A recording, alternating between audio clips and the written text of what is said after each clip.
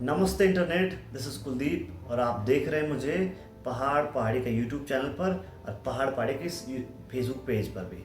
आजकल विधानसभा जो हमारा सत्र चल रहा है गैरसैंण में, ये सिर्फ मैंने जब स्थानीय लोगों से बात करी, जो कुछ लोग जा रहे हैं वो बता रहे हैं कि आजकल वहाँ रोडें बहुत बढ़िया बनी हैं। लेकिन ये रोडें, हम सवाल इतने हैं कि परमानेंट हमेशा क्यों नहीं।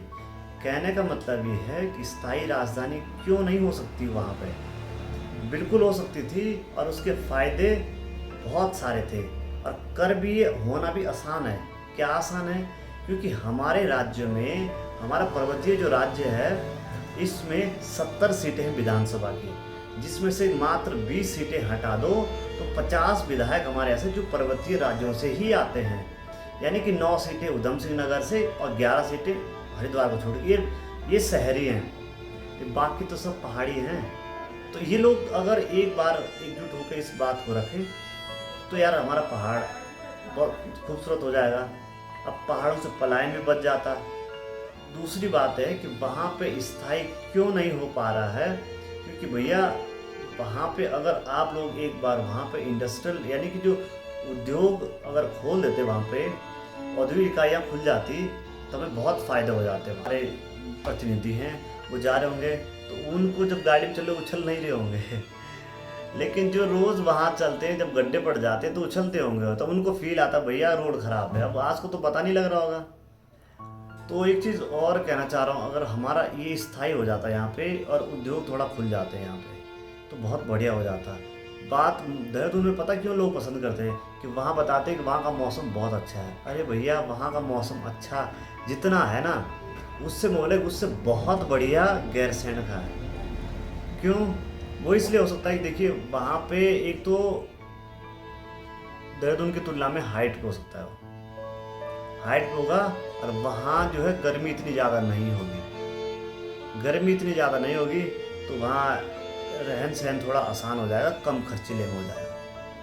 देहरादून में रहने को बिना पंखे के और बिना एसी के, कूलर के जून नहीं कट पाएगा वहाँ, और यहाँ हो सकता है संभवतः कट जाएगा। जैसे और पहाड़ों में देखते हैं, जैसे हमारे गांव में तो भैया हमने तो पंखे होते ही नहीं, हमने देखे नहीं, बचपन से बड़े होकर देखे हमने। इस बार सत्र हमारा चल रहा, उम्मीद हम ये करते हैं कि जो हमारा भू कानून है वो थोड़ा यहाँ लागू हो जाता है इस मौसम में, यानी कि इस सीज़न में अगर चर्चा हो जाती तो बहुत बढ़िया हो जाता है। और दूसरी बात है कि जो हमारे प्रतिनिधि हैं वो जैसे गैरसैंण में अगर उनका वहाँ स्थायी निवास हो जाता, यानी कि लगातार उनका वहीं रहना हो जाता, तो ये चीज़ें बहुत मायने रखती है। यानी कि हमारे पक्ष में ज़्यादा बात जाती है। मुझे ऐसा लगता है कि आने वाले 2 या 3 पंचवर्षीयों में 1-2 चीज़ें यहाँ हो ही जाएगी। क्या चीज़? अगर अभी नहीं किया तो तब करनी ही पड़ेगी, वरना बहुत मुश्किल हो जाएगी। एक तो यहाँ भू कानून, इसने भी आना ही आना है, आज नहीं तो कल आएगा।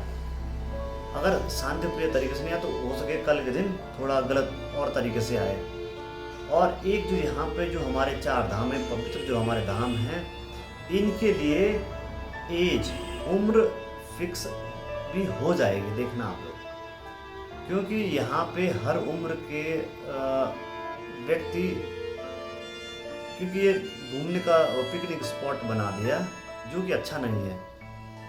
ये तीर्थ स्थल है, ऋषिकेश तक आप आओ बढ़िया से, लेकिन उससे ऊपर अगर आ रहे हैं आप और इन 4 धामों में जा रहे हैं तो एक उम्र सीमा ज़रूर रखनी चाहिए निश्चित, कि इस उम्र के लोगों के लिए ये वरीयता ज़्यादा दी जाए। और जो कम उम्र के हैं, जो खाली घूमने जा रहे हैं, देखने जा रहे हैं, उनके लिए सब नहीं। क्योंकि ये हमें तुम मना नहीं कर रहे हम लोग कि नहीं आना है, लेकिन उनका जो उद्देश्य होता है वो बहुत अलग होता है, और एक मैच्योर आदमी का उद्देश्य बहुत अलग होता है। तो मुझे लगता है कि ये 2 चीज़ें बहुत ज़रूरी हो जाएगी यहाँ पे। और आपकी क्या राय है, आप बताना आप भी।